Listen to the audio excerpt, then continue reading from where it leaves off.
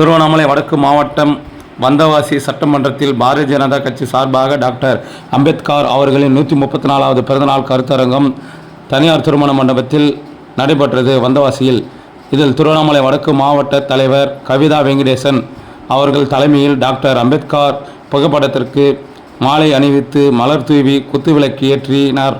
அதன்பின் கருத்தரங்கம் நடைபெற்றது. இதில் பாஸ்கரன், முத்துசாமி, அருள், குருலிங்கம், ராஜாமான் சிங், நவநீதன், முனைவர் முத்து, டாக்டர் சட்டமேதை அம்பேத்கர் அவர்களை பற்றி கருத்துக்களை, சாதனைகளை தெளிவாக விளக்கி விவரித்தனர். குணா, வினோத்குமார், பார்வதி, சரவணன், மணிமாறன் மற்றும் தேசிய, மாநில, மாவட்ட, மண்டல் அணி பிரிவுகள் அனைத்து பாரதிய ஜனதா தொண்டர்கள் மற்றும் 50க்கும் மேற்பட்டோர் கலந்து கொண்டனர். இதில் இறுதியாக திருவண்ணாமலை வடக்கு மாவட்ட தலைவர் கவிதா வெங்கடேசன் பேசியது. அவர்கள் டாக்டர் அம்பேத்கர் ஒருவர் சட்ட வல்லுநர், பொருளாதார நிபுணர், சமூக சீர்திருத்தவாதி மற்றும் அரசியல் தலைவராக திகழ்ந்தார்.